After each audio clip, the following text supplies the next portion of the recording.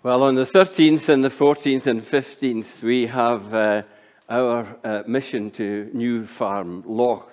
We are in New Farm Loch, but we're very fortunate. We have a clearly defined parish, and we have no competition. I mean, there are 3 Church of Scotlands within a mile of each other in Kilmarnock, and there's 3 in Troon within half a mile of each other, plus all sorts of other churches and fellowships. Here we are. We are not in competition with the Catholic Church, St. Matthew's and their people. They have their own flock, their people that they look after. We have a defined parish without any competition. And we're going to try and reach as many people as we can in this wide parish area and remind them if they don't know or have forgotten, and tell them if they don't know that we're here and that the gospel is here. There are 3 standalone events on the 13th, 14th, and 15th of September. On the 13th, at Friday night at 7, it's a question time. And you know that formula that's on the BBC television. It's been for many, many years. But we're very fortunate to have some very special people coming to take part in it, including Kevin McKenna from the Glasgow Herald, and Fiona Mackenzie, the inspiration and creator of Centre Stage. We have the daughter of 2 of our members, Margaret and Edward McAdam, Louise, who's a recently retired GP and has been a doctor in various places in Scotland. We've got Richard Lucas, who's the leader of the Scottish Family Party. You might not have heard of it. It's one of these minority political parties that doesn't get a lot of exposure in the press. And he is actually leading an attempt to keep the gospel, to keep Christianity in the political agenda. And that's a very tough ask. And we have Craig MacArthur, who is in charge of all social care for East Ayrshire Council. Can you imagine the kind of job that must be these days, and the huge range of issues and problems that he has to manage and deal with?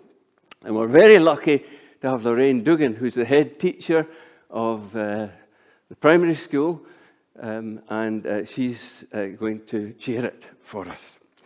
Now, it would be very helpful if some of you would think of a good question and leave it with us on the vestry, and that will help to start the thing off and keep it going.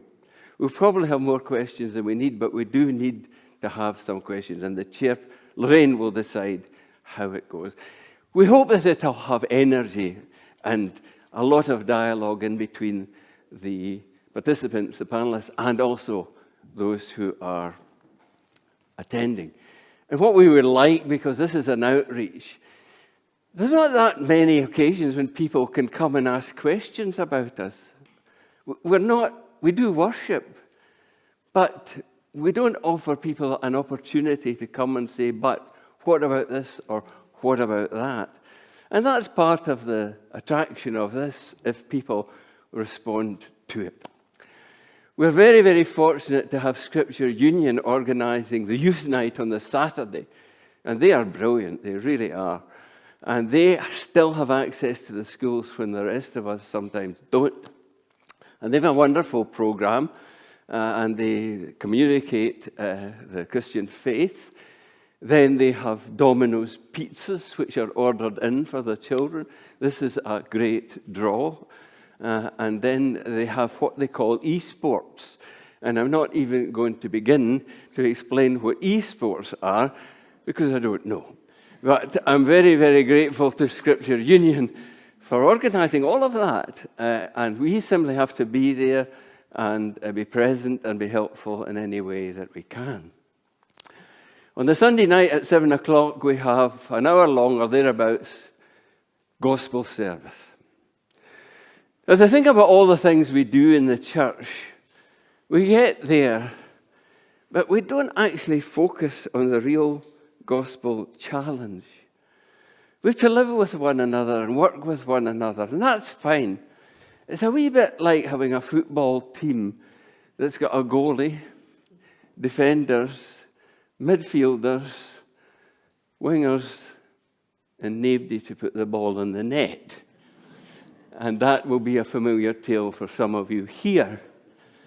And what we're doing with this service is trying to put that extra angle on the gospel and ask people to make a decision for Jesus Christ if they've never heard of Jesus, if they heard him but don't know, and also for all of us to make a renewed commitment to Jesus Christ that's different from what we normally do on Sunday every morning. So it's giving people an opportunity to become Christians who aren't, and for those of us who are half Christians or three-quarters Christians, to go the extra mile and pull through to being something special as a Christian. We offer this to our parish. No idea what the response will be, but we will find that out, by the way, also. We'll find out where we stand in the parish with people. We'll find out what the response is and what we need to do to continue and to survive as a congregation into the next generation.